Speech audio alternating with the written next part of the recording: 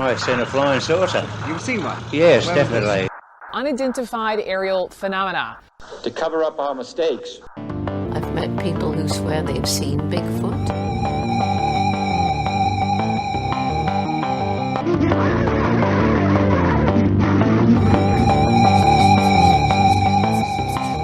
Join us for a journey into the obscure. You are now listening to The Wow Pod.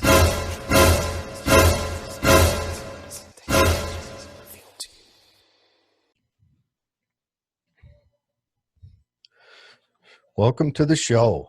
Welcome. 2020. Yeah. We've had some interviews this year, but this is the first. Yeah. This is the first, like, you and I. We've gone through a chitty-chat. lot of interviews the last few months, which is awesome. I love the interviews, getting expert opinions Oh, instead of novice our lame ass opinion. gallivants. But we Yeah. do have some Oh. news.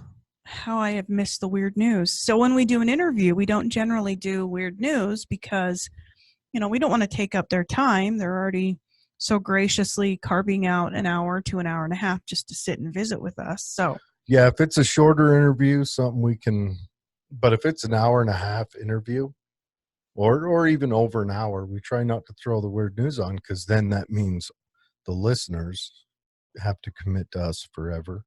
yeah. And we still don't know if we're liked enough for an hour and a half. We may be able to get an hour out of Suffer y'all. through 'em for 35 minutes, maybe an hour, but hour and a half. Anyway, so Weird news. we're coming back, and Florida seems to be coming back with a vengeance. Bless your heart, Florida. Thanks for always taking care of us. So my story comes from Florida. It's reported in the Miami Herald, but it actually takes place in Kentucky. So a Kentucky woman gave her probation officer a urine sample, during a drug screening. Julie Miller, 40, of RJ, Kentucky, was then later arrested on Monday on a charge of tampering with physical evidence, the Pineville Police Department said in a release on its Facebook page. So they put apparently their arrest history on their Facebook page. Why are we not a part of the Pineville Police Department's Facebook page? We need to do that. I've got a big question. Okay, but let me tell you what it was. Hold on. This was the most important thing. Okay, go on. Okay, so she was also charged with a parole violation and trafficking in a controlled substance. Now, here's why she was arrested, and this is why this story grabbed my attention. I have a dog. She actually provided dog urine. Was it a female dog urine? For her screening. I don't know. But let me tell you, how the hell? How do you get dog urine? How do you get the dog to pee in the little cup? And I need to ask her, is it easier to get boy dog urine or girl dog urine? I mean, do you just have them pee on puppy pads and then wring them out? Gross. Oh, Just grinding away on it like a mop over a bucket. gross. So my big question to you, Julie Miller, if you ever hear this show, please, not that I need to collect dog urine, but I just must know. There are things in life that I must know. And if you use dog urine to try and get out of a drug screening, I must know how you collected it. I just need to know. Okay. Yeah, that's fantastic. Let's postulate for a minute. So we've got the puppy pad. Gross. Please tell me you didn't squeeze out a puppy pad. We've got, look at this crackhead chasing the dog around with the solo cup. I mean, just shy of like taping one to the dog for like a day. A dog diaper. You cut a hole in the back of it for the tail, and you thread the tail, and then You squeeze the diaper out? Like, no, you need a collection cup taped in there. Squeeze it out, sure. So gross. What if she just taped the diaper or taped the cup to the dog? You know, some good duct tape. And they just kept checking to see if the dog Once had you hear a provided a splash, sample. you're like, Oh. good boy. And how did they know it was dog urine? By the taste. Oh, clearly. Really? No. Is that Labrador? Okay. Your mind is disgusting. First the wringing out of the puppy pads and now the tasting. Well, I've got 3 stories, Betsy. All right. I don't know where to start. Pick one. Okay, we'll start on this one. Okay. Oh, Christ. Now. Look at that headline. Yes. For those of you who are not watching this on YouTube. Naked Florida man bites the canine and then punches and spits on deputies. He bites the canine. Oh. Columbia County, Florida. Poor dog. So on December 27th, a woman called in to report a guy named Donald Watts. He's 38. I mean, these are adults. These are you know better. adults doing dumbass teenager stuff. Don't put no dog's fur in your mouth. Well, What's wrong with you? she called to report him for using meth. When the deputies arrived, they got another call from a neighbor reporting a man is in his yard with a flashlight. So the cops come up on him, and he's laying in like a shallow creek bed in the neighborhood, naked, rolling around in the mud. I missed that in the headline. He's naked, so he's without any clothing and biting dogs. Yeah. So he's naked Florida man. Oh, Florida man. So he had a mud attire on. He's naked except for his mud. So it's good for the skin. So first he starts growling at the dog, and then he runs and hides under a porch at the neighbor's house in the local mobile home park. And then, dude, you do not want to be known as this guy. I read this like 4 times, was laughing. So he's ground. They're trying to arrest him, but he's wrestling around with them. So then they start tasing him. So he ran away. So they said, all right, we need more of us. We're going to need the dog pound to show up and help us with this. So they call in more. Along with them comes the canine. When the canine comes, he gets down on all 4s and starts growling at the dog and barking at it. And then he grabs the dog and bites it. So the dog then gets pissed and the dog's biting him back. How do you perform your duties as an officer of the law when you're witness to this vaudeville play? The guy's on all 4s, covered in mud, barking at the dog. Naked, by the way. Mr. Watts, he's a personal hero of mine. He you know, do you think he looks like methamphetamine has been a part of his life for a minute or 2? So do you think he comes out of this methed out stupor and is like, dude, no, the best is, did I do that? He's sitting in prison. What are you in for? Well, I'm in for tax evasion. What are you in for? I robbed a bank. What are you in for? Well, first, assault on a canine. I took a mud bath. Then I wrestled with the cops. Then I bit the dog. Seriously. The whole time, hanging vain. I better get that dog's a rabies check. They did. The dog went to the hospital and was put on antibiotics. Yeah. Oh. All right. Now we got another one. Back to Florida. So Oh, I saw this headline. Benton, Florida. A Florida man woke up in the middle of the night thinking he had a burglar in his house. Well, the man was still in his soul, still in his sanity. He woke up, looked down, and another feller was sucking on his toes. Kill me. Break in and end it.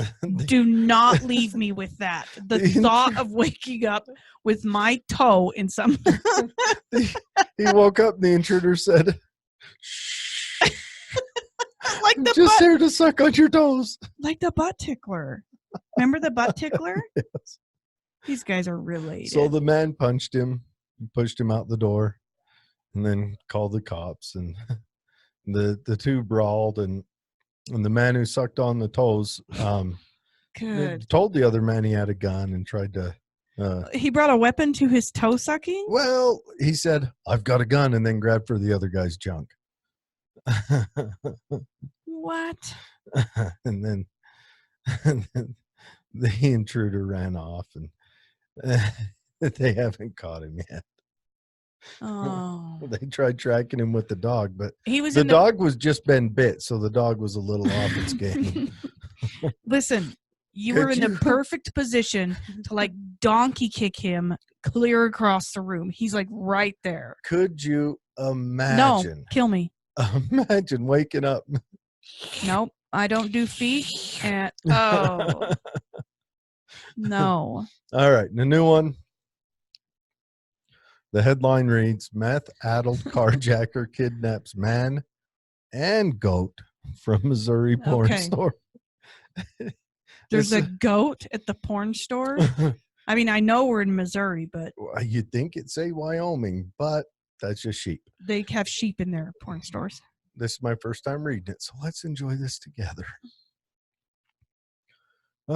So in what is surely an early contender for the most mad Libsian crime of 2020, Already.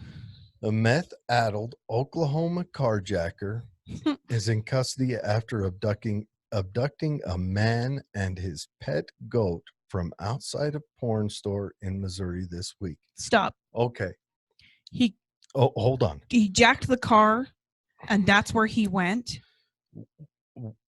Why does the guy have his pet goat at the porn store? That's what I was going to ask next. Does the goat need counseling? The goat needs a guardian ad litem. Like, it needs some protection for the innocent. Now, this was on New Year's Day when two men and a goat traveling by pickup parked outside an adult. There's two men, and it's in Carthage, Missouri. Oh my gosh, we need to do a follow-up on this, find out where this poor goat is. I want to call and interview the poor goat. Are you okay? You know, I imagine most goats go like, "Bah." This one goes, "Meh." Brandon Kirby was the carjacker. Sicko. Now, I don't like carjackers, but I think I like goat rapers less. Oh. You know, on your scale, you've Yeah, if added a new notch. if I had to grade Goat rapers definitely come in below carjackers and Mhm. burglars and toe suckers. I would say I prefer toe suckers over goat rapers. I mean, so long as Is they're it not my sucking my toe? toe. Yeah. Yeah. Yeah. I mean, other there's a people's toes. there's a different scale if it's being done to me. Yeah. This is yeah. It doesn't ever say why the guy had his Where you- pet goat at the porn store. Well, I'm You sure walk your goat? You I'm walk sure a pet he goat? said we parked here to go walk over there. You know. So I'm he sure. stole the car of the goat guy? Yes, two men and a goat. It's the next upcoming sitcom in the spring on Fox. 2 minutes ago. Two men and a goat. We're gonna clean it up, of course. Two men and a goat own a porn store. So There's did they caught this guy obviously because there's his mugshot on there. yeah, but- they caught him. The Sand Springs Police Department said it only took 4.5 hours to get weird this year. Oh, because it was New Year's Day. Yeah, New Year's Day. Hmm. There's We New need Year's to put Day- up our map, and we need to put pins in places like where Yeah. weird shit happens. Like we need to visit here. New Year's Day this year was big for methamphetamine fueled fun. Awesome. Yes. Oh, go to porn stores.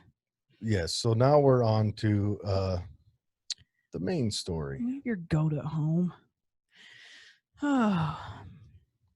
So today I've read the first book and I've watched the movie. But it's super interesting stuff. Not just the statistics of it, but also just because it's a subject that Hold on 1 second.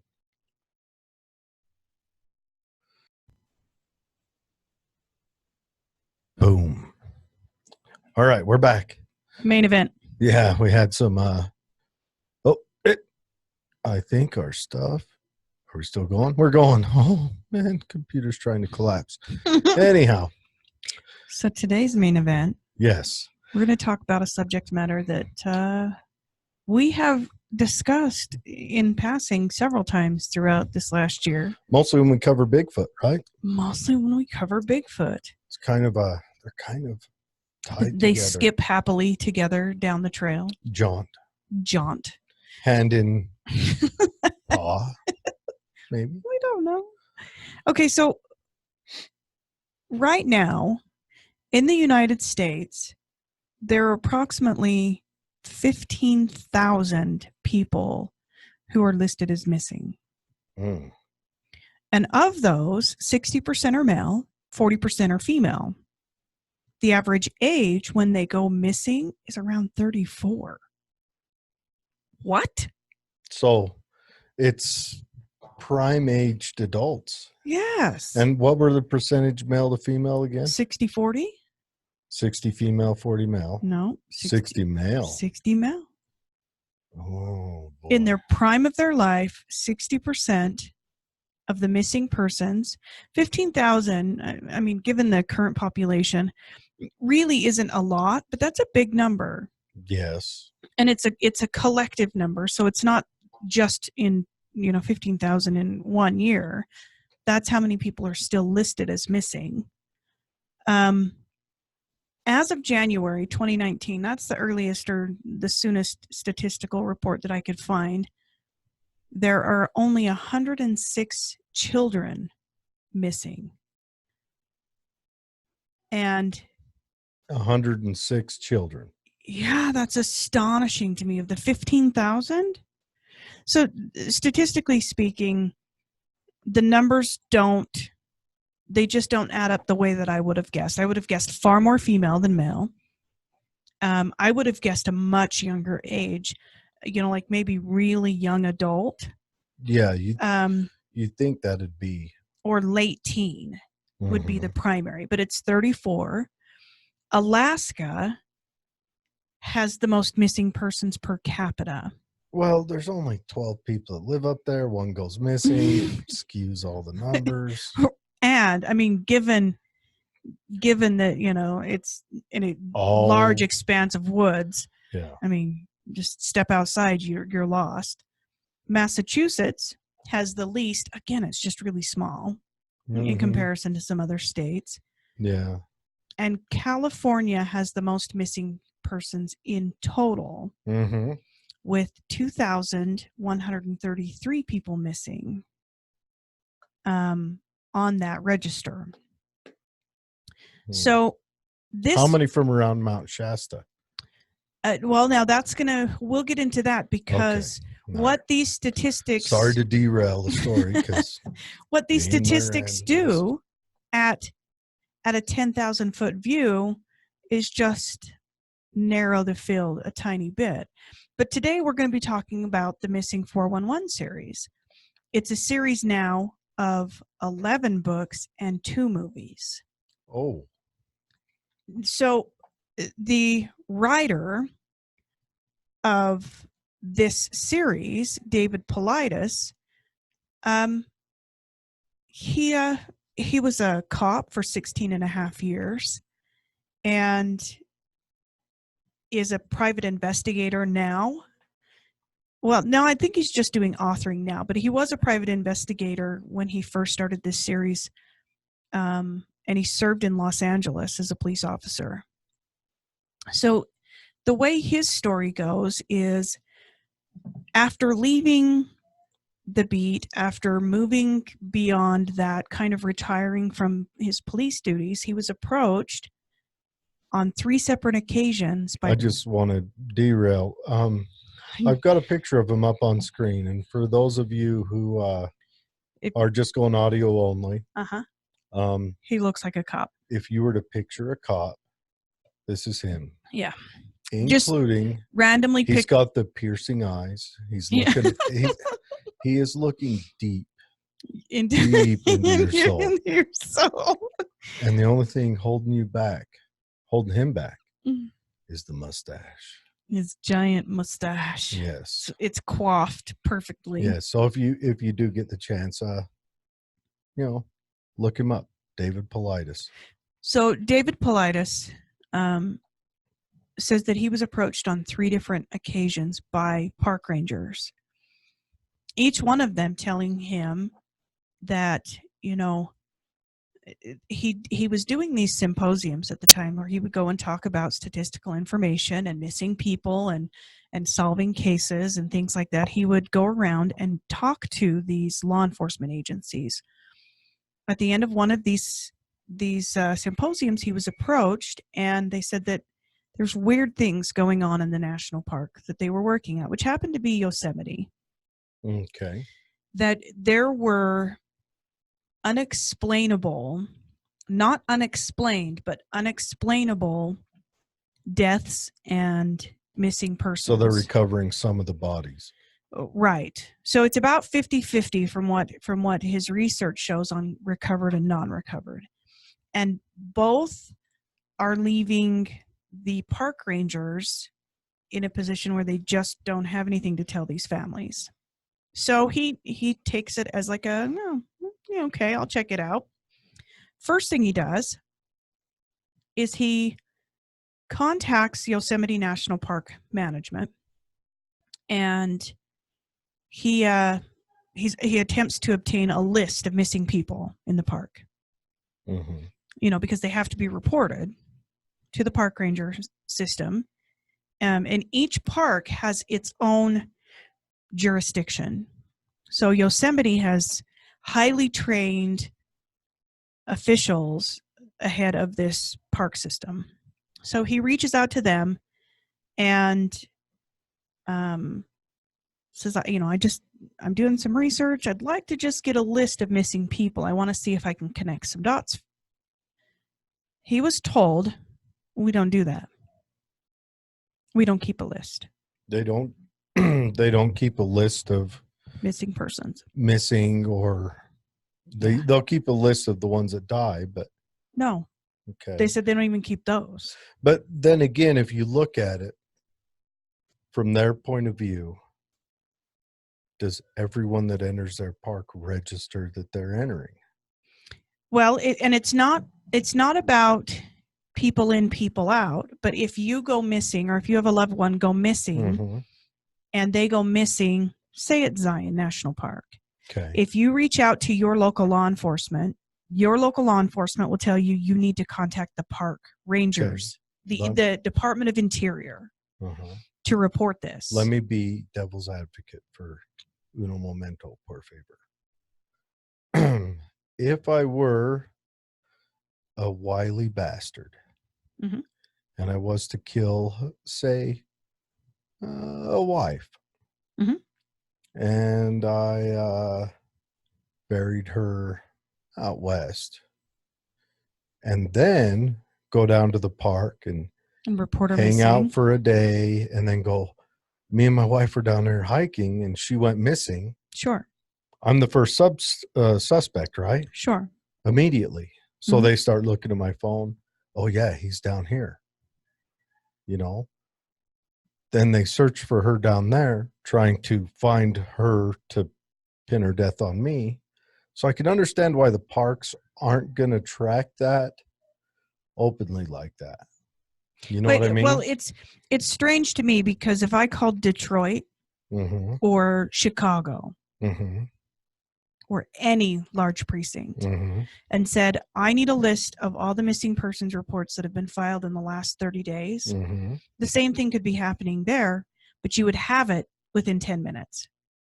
Yeah. Because they're keeping track of it. So the conspiracy theory is that the parks are also keeping track of it, but because it's federal lands, they just aren't going to give it to you. Now, let me ask you a question. What if you called Detroit and said, hey, my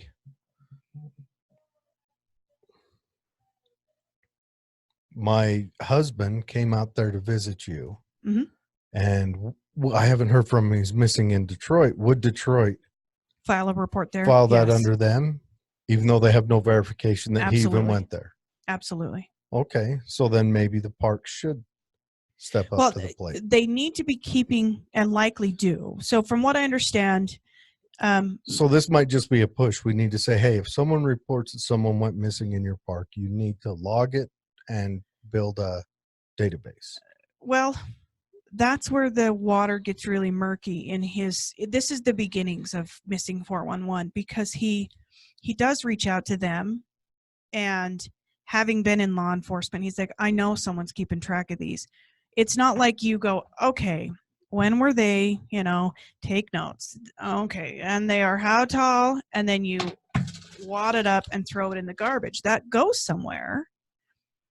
They're putting them somewhere.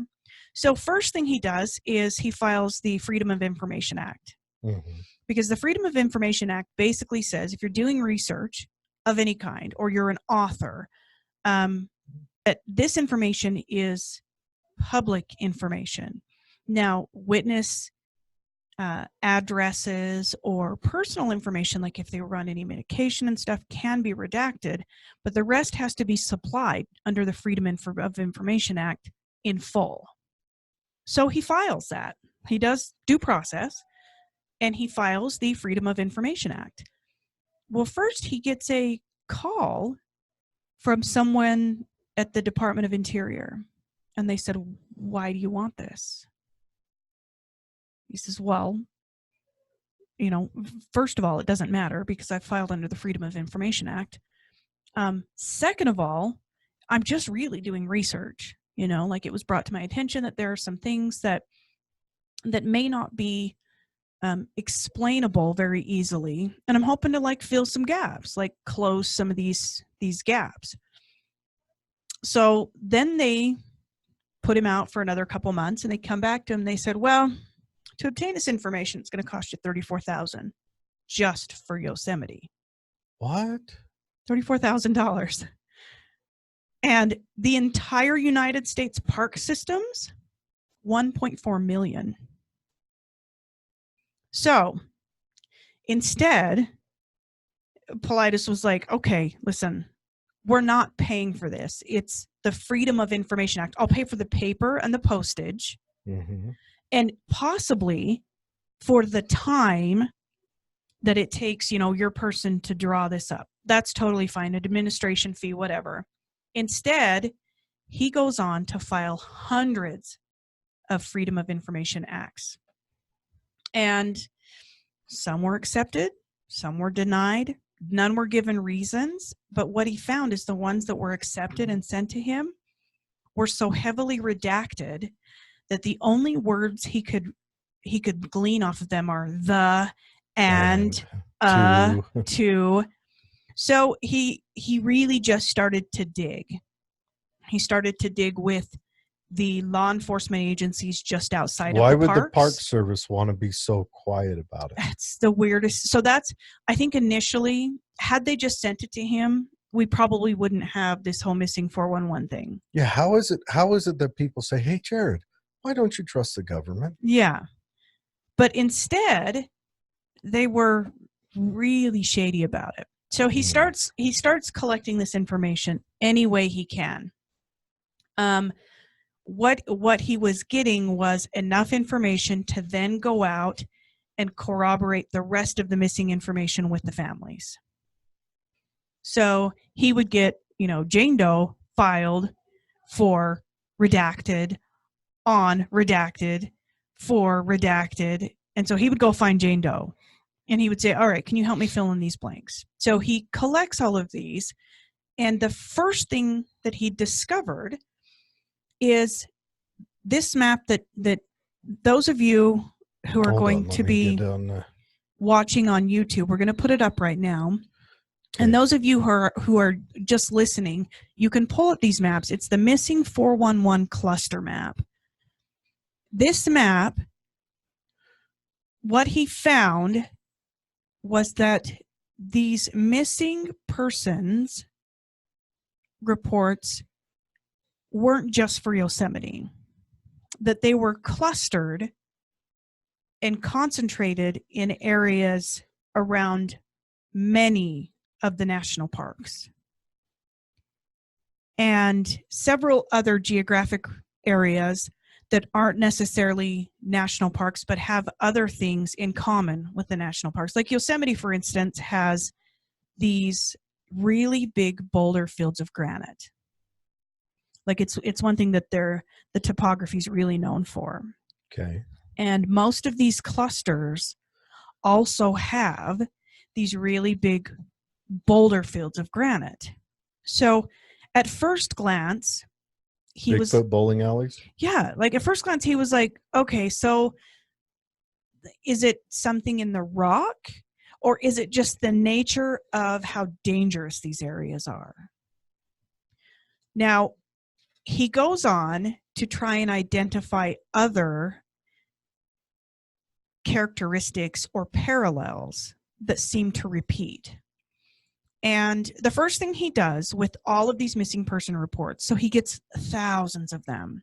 In his first book, there's like 1,200 that he highlights, which in the grand scheme of 15,000 missing person report isn't really that big of a deal. So the naysayers, the statisticians out there are like, yeah, but 1,200 weird ones, that's statistically totally possible. The problem is the parallels that he's drawing with these really strange ones. So one of them is when the person is reported missing, often the first line of defense or the first step they take to find this person is they call in search and rescue. Mm-hmm. Well, search and rescue never find anything on the ones that he's highlighted. They just don't find anything. They find no trace. And if they do find any trace of predation, it's not in his book. If they do find any trace of like criminal involvement, it's not in his book. The ones that are highlighted in his book, which are still a really large number, there is zero trace. The second thing is most of the time they bring in canine units, the search and rescue does. Mm-hmm. And in all of the instances of missing persons in his book, the canine units can't pick up a scent or, as described by their handlers, refuse to. Like they will, if you've ever seen a canine unit work, these dogs are very excited. They love to be out. This is what they train to do. They are rewarded for finding the scent. They're often given the scent, say in a parking lot, and then taken to the trail or to wherever the person was last seen. And what the handlers are saying is that in all of these cases, the dogs behave strangely. Most of them whine and then lay down, refuse to move. Get coy. Right. So we're not sure if they're smelling something that scares them, or not smelling anything at all. But if you think about that, canines aren't afraid of bears. Well, they use They're them not to afraid tree of bears. right. They're tree not afraid of mountain lions. So boar. right. So whatever the scent is or lack of scent, that was the first thing that he noticed in all of these unexplained cases of missing persons or missing persons that were then found. They all had that in common. Mm. The next thing, Kegel food people. yeah, the next thing is the bodies. So about 50% of the time they're actually found in these strange cases. Okay, so we're not just missing people, but missing and deceased people. Yes, missing, found alive, missing, found deceased, or just completely missing. Mm. But in the ones where the body is found and they've been deceased, they're often found in an area that has been searched many times. So there was a group of Boy Scouts that was hiking this really well-traveled trail. Think Timpanogos for those of us that live in Utah. It's like paved. They were traveling this really well-traveled, well-kept trail when one of the group just wasn't there any longer. Just disappeared. This was just outside of a naval base in California. So immediately, the Navy officers sent over 600 troops, and they walked arm in arm. No, these were young kids. Yeah, so it was a Boy Scout troop, 12 to 13-year-olds. So 600 Navy officers walk arm in arm for 4 days. Mm. They find nothing. The commander then deploys the entire base, and it was like 40 miles. Were they kids from the Navy base? No, just local But the Boy Navy Scout troop, guys but it just was said, right outside of their naval unit. So they never find this kid. 8 days later, his body is found on the trail. So either the story is that all these Navy guys Missed it. walked everywhere but right there on the open trail, or once they cleared out, the aliens come back So and laid down the body. now, in that case, and this is another parallel, the coroner couldn't find any cause of death. Mm. So that's another parallel in the bodies that are found. Some are found in the water, but their cause of death isn't drowning. Maybe the Sasquatch is like on Looney Tunes, where it's like Lenny. It's going to hold it and pet it and love it and name it George and all that stuff. So that is not to make fun of this, because this is sad. This is sad. We're talking 1,200 families. Loss of life. And way more than that, because he's only just scratched the surface. Australia has another huge missing persons issue, Mm-hmm. and they're finding the same kind of parallels. Mm. So another correlation with young kids is that they are often found at super high levels of elevation, like mountain peaks. So the kid will disappear from lower and then be delivered up higher. Right. So the first thing he did was go out. When he started noticing this parallel, he went out and just interviewed a ton of moms and was like, you got an 18-month-old? Like, yeah.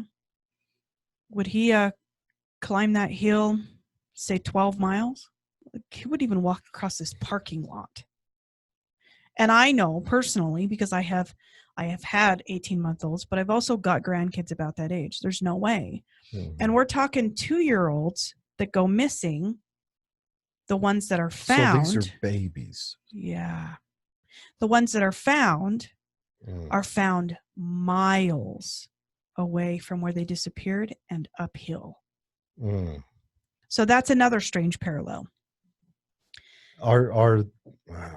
And they have found many of them alive and not malnourished after being missing for 4 days, not dehydrated, not malnourished, Mm. but just they go missing for 3-4 days. And then they find them in like elevations like the kid would have had to climb. And I know any toddler, they get, 25 yards, they sit down, they play with the dirt, they cry, they might curl up there. They're definitely not going to just travel uphill. Yeah. Now, I mean, your grandson, maybe. Yeah, Ruger dude might, yeah. Your granddaughter, not a chance.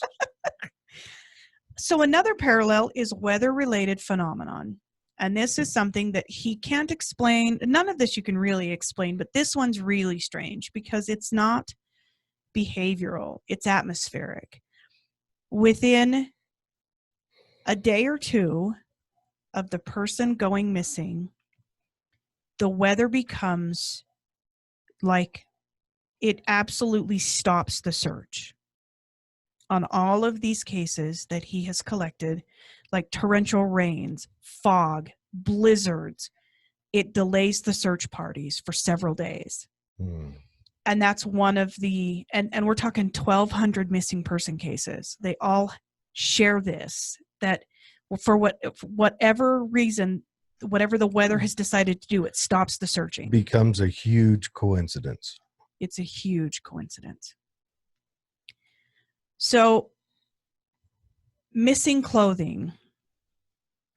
There's one in his book where he talks about he's started to make these connections with hunters. And I think, like he says in his book, Missing 411 Hunters, we're talking avid outdoorsmen. We're talking well-prepared, well-dressed, armed. That's the big thing. Individuals. And the ones that have gone missing that have gone missing during hunting excursions, they never find the firearm. They never find any trace of them, like none. There's never any shots heard. So hunter safety. For instance, there was one story, it was a hunter's safety educator and a retired police officer. And him and his buddy are hunting together on a hunting reserve that his uncle owns and that he's hunted every year his entire life. So what do you do when you get lost if you've got a firearm? Fire 3 shots in the air. In fast succession, wait, 3 more. No shots are ever heard. He is sitting at the fire. His buddy takes off and says, well, I'm going to push him this way. When you get done, get up and you head that way and we'll push him over towards the fence line. He's never seen again. And not just he's never seen again, but none of his hunting gear is ever seen again.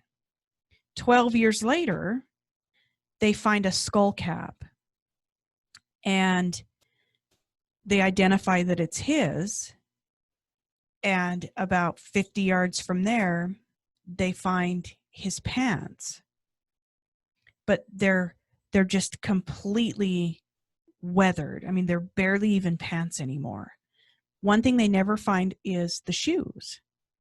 Now, the boots would have lasted. The boots would still be there. I mean, especially the soles. Searched the area. They never find the shoes, and that is common. So these people, when they're found, are missing items of clothing, primarily their shoes. So that one wouldn't have been Bigfoot. That would have had to have been normal foot. Right. Average foot. And there's a paradoxical undressing that's taking place. And they know that it's undressing because if they're found before the clothing has had an opportunity to decay and just be washed away by the weather, it's found inside out. Now he's talked to lots of predation specialists and they're like, oh, okay, what about this? Well, the clothing also rots as the body rots on it because clothing they're not laying found by on itself they're not found on the body. Yeah. And they're found the way that you would peel them off. They're found with the buckle undone, the button undone, the zipper undone, and pulled almost inside out. So the rapey alien Bigfoot was It's the strangest not thing. wasting any time. What? So another parallel that he's now, the boulder fields we touched on. So in areas where there's large quantities of granite have the highest number of missing persons that fall into these profile points. Unexplainable death. So the coroner gets the body, and if the body is not decayed, they just literally cannot find a cause of death. They're missing their shoes. Again, hunters aren't going to take their shoes off. No. Well, in extreme hypothermic situations, you'll start feeling hot and shoes do come off. Sure. But that's when you're reaching hypothermia. And you would be found if you're hypothermic and 100 yards away from your camp. You would be found prior to 12 years, because these bodies are then found right near the camp, everywhere that's been searched. They just show up. So it's like they go away for a while and then come back. So another parallel that he's drawing, and this is the next book I really want to delve into, is there are, by proportion, much larger numbers of people at the extreme ends of the intellectual scale. So we're talking neurologists and people with disabilities. Now, the average person doesn't get taken, just the smarts and the unsmarts. Yeah. So that puts me in danger. So I'm not going to tell you guys which way to think I am on the spectrum, but so well-educated people, doctors, psychiatrists, physicists, they are disappearing at a much higher rate than, say, waitresses and oil field workers and cashiers, mechanics and things. How would that fit into? You've heard would you call it conspiracy theory about a lot of holistic doctors going missing lately? That's the thing. All of this is unexplained. Yeah. That'll be in a future show. So the victim is often retrieved near a body of water. So even if they didn't start out anywhere near a body of water, it's like the dumping point. All of this says to me, and I think Paulides kind of went here first, was like, we definitely got serial killers. Like, we've got a lot more serial killers than we first. The problem is the mechanism of death. Serial killers have a defined, coroner identifiable mechanism of death. And these cases have all of these profile points, and the bodies get to the coroner's office. Guy's found in the lake. He takes off one morning. He's a doctor. He's one of the stories highlighted. He takes off for a morning jog. His wife said he is a creature of habit. She said, I could tell you exactly where he's at on his morning run at the exact minute. This is there in California at the what's the campground or the national forest? What's those trees? Oh, the redwoods? No, the Eagles sang a song. Oh, Hotel California. Where you turn right at anyways. Yeah, I've heard this story before. So he takes off, and weather did set in on that story right after. Yeah. So he takes off, and as the story goes, his wife, he's such a creature of habit. She knows he's going to be back at 6:11 or whatever. He doesn't show up. She calls his work. He's not there. And he had no reason to disappear. No. If I remember the story, he's a doctor. She's a doctor too, if I remember. And they're both well established. They're from up they're from like Connecticut or somewhere Yep. up north, and they're just down visiting. So- Joshua Tree. It's a Joshua Yeah. Tree. Yeah. So he Kept wanting to say He- Jonathan Tree. I don't know where that would come from. takes off, doesn't show up at work. She calls his work, and she starts to panic a little because he is a creature of habit. Mm-hmm. So she calls a friend of hers who suggests, you've got to report him. I mean, he's going to be exactly where he says he's going to be. Something must have happened. And they start looking. Well, it was about 4 hours after they assembled the first actual search team that the weather set in, and it was heavy, heavy fog that night, and then just downpour the next day. Mm-hmm. When his body is found near, it was like a golf course pond. And immediately they're like, nope, he drowned. He must have just, walked Slid down in and or- slid in or whatever and drowned. Well, they get him to the coroner, and this is only like 4 days later. And the coroner says, well, I'll tell you this. One, he did not drown. There's absolutely no fluid in his lungs. And two, he's not been in that water for 4 days. There are things that happen when you're submerged in water that can be timed. And he wasn't in the water 4 days. So he falls into this category because of that, because he's a physician. And what Paulides is finding is that What way could a serial killer kill people, or serial killers kill people to where, I mean, they couldn't strangulate him because you'd be able to tell if you found any Sure. bodies that weren't decomposed by the blood vessels in the eyes. they're testing their blood for any kind of, toxins and things. They're not coming up with any of that. So it can't be suffocation, can't be toxins. Anything manual leaves marks behind. I mean, unless, of course, they're going with the old Epstein murder. Strangle them with toilet paper. So there's another couple weird parallels. Electric shock would leave burn marks.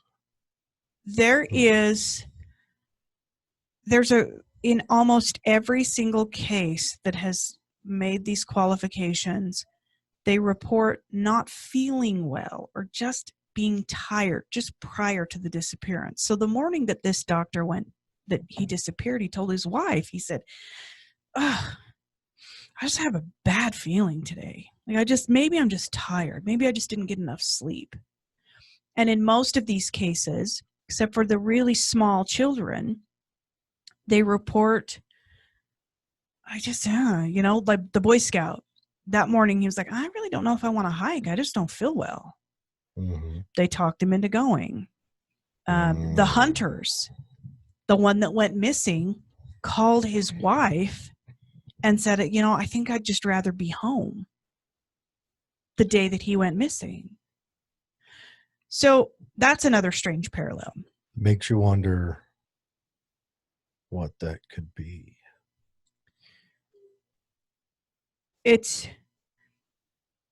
So there are many theories. One of them, a lot of people have tried to stack up against the Missing 411 app, the trafficking maps, which we're going to pull up one of those. You can find these likely trafficking maps. Human trafficking is a serious problem that I think a lot of people don't recognize that it's happening as frequently or prolifically as it actually is. But there's maps that you can find online that you can see incidences that were likely human trafficking incidences. So they've tried to stack these up. And the first thing you'll notice is California has both a lot of the Missing 411, but it also has a lot of human trafficking. I don't know if that's a good kind of around the same area. No. Right. I don't know if that's a good barometer given that these are all port cities, which is the easiest to get humans in and out of, port cities. And you'll notice down in Texas, and Arizona, the hot spots are generally the cities that have major airports or Well, they have look at border Florida. crossings. Right. Wow. So New York's big on it, and DC, Jeffrey Epstein, and it's. I think those can be I- explained a couple of ways. To dig into the human trafficking, it'd be nice to find out if this map is accumulated because these people have been found, or if it's just likely because of the nature. Now, one thing Paulides does when he eliminates what people, this map tells me is move to Idaho, folks. yeah, Idaho's looking pretty safe. North Dakota, yeah. Montana's not too bad. Ain't nobody wants you in Montana or North Dakota. Wyoming, if they got one red spot in there, that's the whole population of the state. Yeah, and having worked, in the airline industry and then in a job that offered me the opportunity to travel, I will tell you that these really dark red areas are hubs for aircraft. Yeah. Salt Lake City's a hub. Denver is a hub. You've got Texas has 3 hubs. All of them are highlighted. And then the others are port cities or border crossings. Those all make total sense to me. Yeah. What he found is, yeah, if you look at the map, the coastline is almost all red. right. Florida is Florida. It's that front leg of the United States. It's kind of goofy. And there's a lot of human trafficking must be pretty prolific. I would like to see more of the breakdown on the map, Yeah, like is it these a are, per capita color or is it just general numbers? and are these proven cases or just likely cases? Yeah, likely. But if you stack the map, I don't think that the human trafficking, human traffickers don't generally return the goods to the place. No. They disappear permanently. And in 50% of the cases in Missing 411, the bodies are recovered. Okay. Some days, some years. So some of it, and it could be attributed multiple things. You got aliens sometimes, Bigfoot others, and human traffickers others. So a couple of things that stick out for me with the Missing 411 is the mechanism of death. That's huge. Yeah. Because if you're hiking and you fall from a great height or you fall into a boulder field, they're going to be able to identify a mechanism of death. If you drown, they're going to be able to identify that. Yeah, they can. Now, there was that ice gun that the CIA or whoever worked on where they would have, but melted. yeah, and it's a true thing. They Some would have genius. some Dr. Evil some stuff. nerve agent in there, and it would pierce you, hit you with the nerve agent. I mean, like, do they test for ricin? Ricin is not to go it's all not common. Maybe they don't. not to go all anarchist cookbook on you, but it's something you can make in your house. Sure. It's deadly. But that's, I think, the first thing that I found really interesting was that the coroner is unable to find the mechanism of death. Mm-hmm. Having been around children a lot, finding these little tiny guys, 8 miles as the crow flies away from where they went missing without their shoes, that is a huge red flag. Yes. And if we were talking a highway system where someone could have picked them up in a vehicle, but the ones that qualify,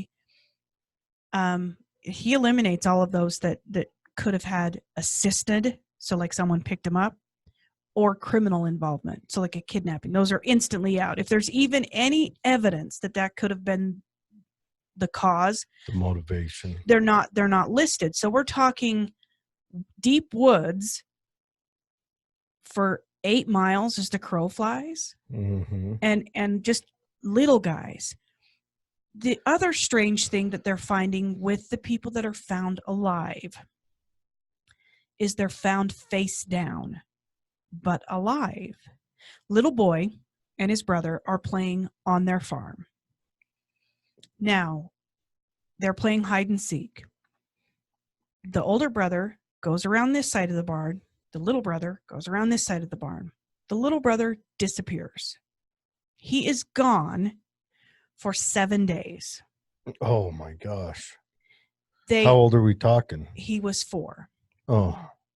Now they find him 7 days later. They find him 12 miles from home. A 4-year-old? So they've searched this area. They've searched and searched and searched. And I mean, we are 12 days. That is a long, 8 days, 12 miles from home. That is a long time. Yeah. A sheriff's deputy sees his coat and walks over thinking the worst. This little boy is face down. So the sheriff's deputy witnesses the coat still on the body. Yes. And he thinks I have found a body. I'd have to call him back up. So that's what he does. He calls in backup and he goes over, and first thing he notices is the boy doesn't have any shoes on. So he rolls the boy over and the boy is alive. So he's instantly like, holy shit, you're alive, and picks him up, takes him to the hospital. He's fine. He's not dehydrated. What does the little boy say? That's another thing that's really weird. So he was a little guy. 4's little. Yeah. Oh, yeah. So he says that a bear fed him. That's what he says his whole life. A bear fed me berries. We ate berries. It's that Sasquatch. The older people that are found, guy goes missing from a deer camp. Mm-hmm. And he says to this day, he remembers absolutely nothing, but he wakes up almost 30 miles away without his shoes. And we're talking as the crow flies 30 miles away. Wakes up. He says, I don't even know if he could qualify it as waking up. He kind of comes to and looks around and is immediately aware that he has no idea where he's at. So he doesn't have shoes on.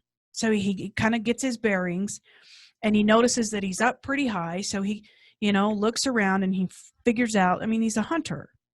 Okay, if I go down there, I'm likely going to run into some kind of farming, because he can see that it's been cultivated, and he does. He runs into someone and calls for help. When he tried to relay this, they were looking for him for days. When he tried to relay this, first of all, he has no idea how he got there. He has no idea if he was with somebody or if he was by himself. And he has no idea where his damn shoes are. We're going to find Bigfoot one day, and he's going to have a wall of shoes. He's the shoe guy. And a lot of questions to answer. So now that Paulides has started to crack into these, he's now kind of breaking them up into different subsets. Like missing, hunters, deceased, missing, found, hunters, experts, trail runners, or super athletes, or campers, or just your average schmuck out killing some schlitz on the side. So of the river. super athletes are disappearing at a much higher rate than people who aren't super athletes. And they don't even have to be trail running at the time. So he's trying to understand. Bigfoot likes him fit. Yeah. Fit with shoes. Bigfoot's the fattest. What do you call it? He doesn't like the he likes the feeder. He's a feeder. He probably sucks on toes. Well, that's another thing. He likes fit toes. So the smell of the fit people is better. When he started noticing that the shoe thing, that's a big thing. Yeah, that's a commonality. That is a parallel that is unexplainable. Articles of clothing, that, sometimes you take off your jacket, sometimes it's wrapped around your waist.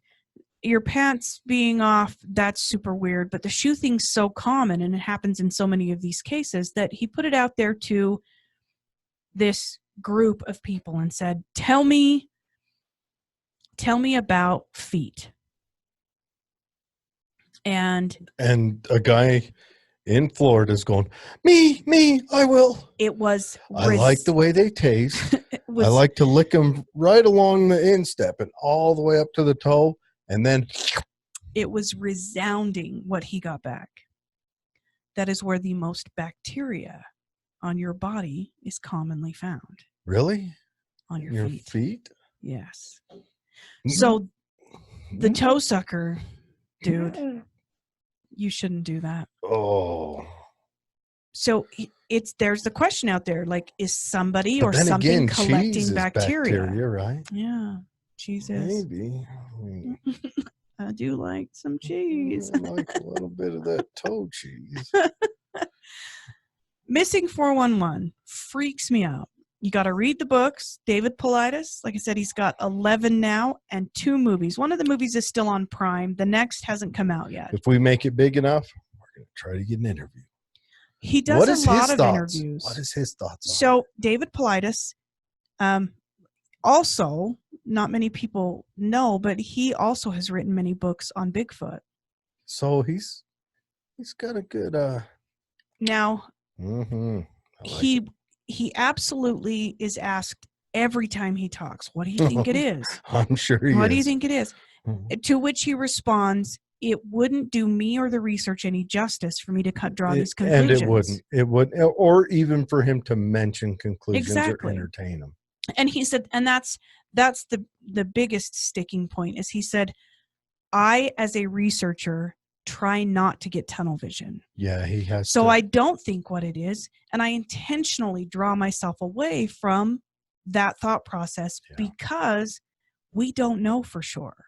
That's the best And way. as a cop, it is absolutely dead in the water if you get tunnel vision. It is. You won't solve it. Exactly. And well, you may not solve it anyway, but sure. But that's how you get the wrong conclusions. Exactly.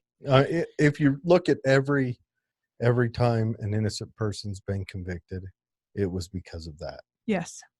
Because you just get a guilty stuck. person got away. Like if we were going to talk about the Memphis 3. Yeah. The police targeted those teenagers when Yep. and they lost sight of the stepfather of the little guy, who, in my humble opinion, is guilty. Well, and we may never know because they absolutely collected, saved, and tried evidence that fit their narrative. That's it. And they ignored everything else. So evidence doesn't live forever. And I think Paulides is doing it right when he does that, because if you listen, he's on Coast to Coast, and he's on the mustache guy. Yeah. The mustache is his gleaning rod. Oracle. What do they call those rods? Is it a gleaning rod? Yeah. The water finding thing. That's his mustache. His mustache gets a little quiver. Little tickle in the general direction. So he doesn't draw conclusions. And that's good. But if you take each one of these parallels or each one of these profile points and you separate it out, they're nothing. But if you stack 2 together, it's an interesting find. And if you stack 3 or 4 or 5 of them together, and then you have 1,500 cases that all have 3 and 4 and 5 of those profile points, statistically, it doesn't matter how many people go missing, because that number no longer matters. Yeah, those missing shoes, that's where that's a commonality in all of them. The ones found alive, dead. And they'll find even the ones that are found 3 and 4 days after, their shoes are gone. Yeah. And in temperatures that, you wouldn't get that brain fog of hypothermia, their shoes are missing. what if aliens, spaceships, UFOs Or run on shoes. run on shoes? Shoes are the fuel. What if they have a bunch of feet They and they run. just need new rubber? I'm giving him all the Nike can, Captain. I don't know. They are interesting books. The Missing 411 series, like I said, you can get it on Prime, Amazon Prime. It is a fantastic watch with lots more detail. I mean, there's 1,500 stories. We really just touched on them. We're gonna do more shows on this. I think we should do one on the hunters. Oh, Because the hunters, for me, that hits a really sensitive spot because our family hunts. Yeah, and I know how much time you guys put into. We're a family of hunters. Also, when you're hunting, your senses are heightened because you're out. You're not out on a jog where you're trying to get through. You're out listening and looking. Right. And all of that. You don't have AirPods in. You're not jamming out and running or. You're armed. And you don't show up. Never, ever. Okay, it probably does happen, but most hunters know the area that they're going to hunt. And that's, they never show up sight unseen. We have hunted areas we didn't know, but most of the time we do our hunting in locations that we're very familiar with. And the hunters that went missing that made it into this project were in places that they were very familiar with. Mm-hmm. And he eliminated those in places that were unfamiliar because really you can get lost in the woods. Well, you can, yeah. Even if you are familiar, but you know, just to make the pool that much more clear, if there was a chance that they legitimately could have gotten lost, or they were in, uncharted waters or territories, they were eliminated. So the ones that he covers are those that are unexplainable by any other way. So that's where he puts the focus. So he'll tell you the missing, but then he'll put the focus on the and then when he does draw out these ones that just don't make any sense, the first thing he does is mark off how many of those profile points they meet. And that's when it gets sketchy. That's when it gets weird. Because the weather, okay, weather's strange, fine, it happens all the time. But if in 1,500 missing cases where the coroner found the body and there was no mechanism of death, and during the search there was a strange weather pattern that stopped or halted the search entirely for days, in all of those, like you've got the statistics no longer matter because they become their own new statistic, if that makes any sense. Oh, that's, yeah.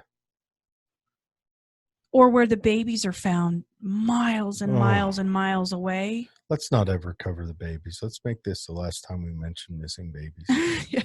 Well, and most of the babies are found alive. Okay. Well, but they're found without their shoes. With the bear that feeds them berries. And far away. Like far away. Riding on Bigfoot's back. I'm hoping, we have a case close to home, the Dior Coons case in Idaho. I don't know if you've heard about that. I have not. So Dior Coons, his family lives in Pocatello. They went camping.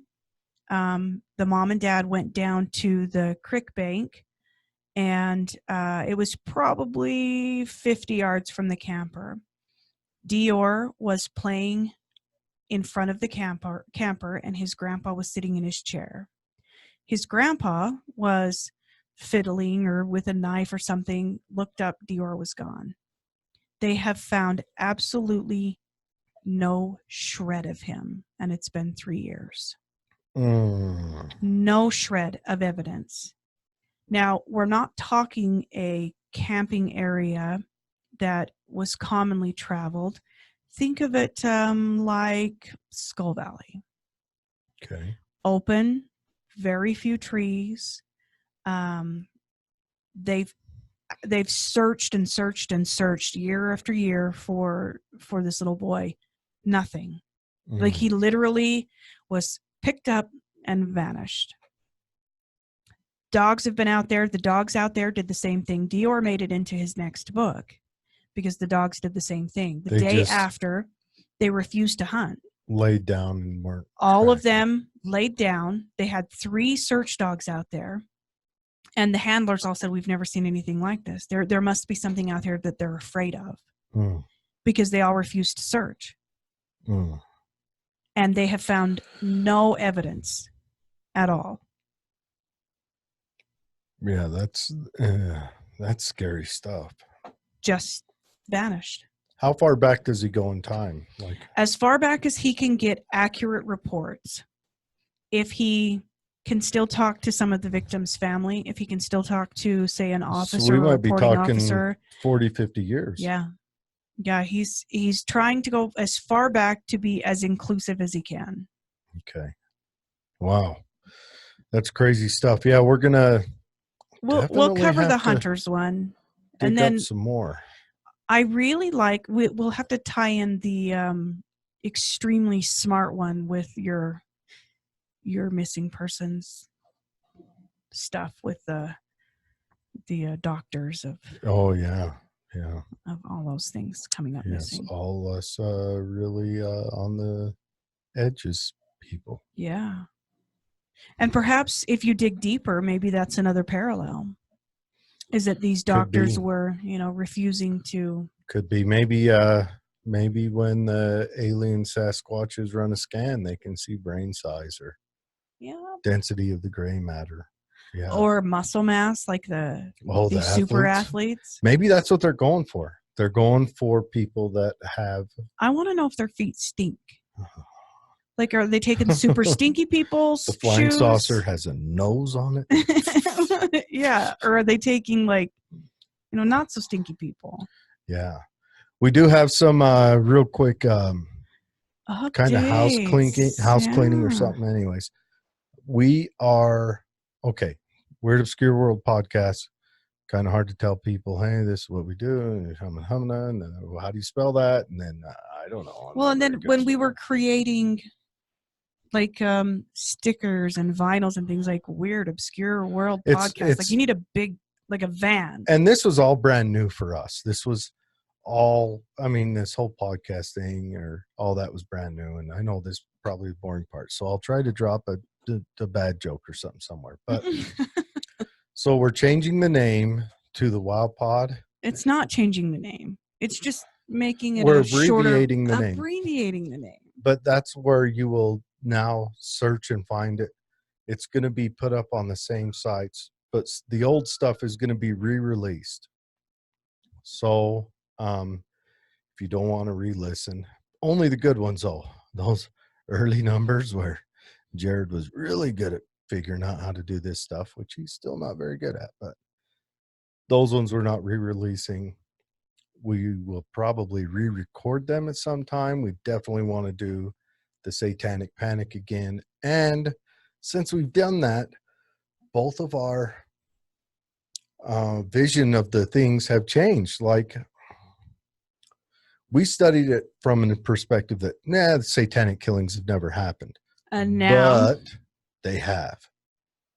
Whether that's just people's excuses while they're in jail or whatever, but still you have to chalk it up for all that we can bring to you. So now you can find us at thewowpod.com instead of Weird Obscure World Podcast. Yeah, and on all of your podcatchers, YouTube, all that's going to rotate over to the Wow Pod. We're going to keep both of them live for maybe a month, and then they're going to rotate over. And everything can still be found on our website at thewowpod.com. Yeah. No matter what podcast catcher it happens to be on. If you are looking for an episode, or if you see an episode that we've put on Snapchat or Facebook or whatever, and you want to listen to that, but you can't find it on your podcast catcher, you can go to thewowpod.com, and then under the Listen tab, it will take you to where it's found. It'll take you to where it's on. And we're going to update that with somehow Betsy's going to update that so that if you've got a preferred podcatcher, you can click there and it'll take you to that on your podcatcher, I think. Right. Somehow we can do that. Magic will happen. The magic. And I may have to buy someone to do magic. But anyways, but that's changing up right there.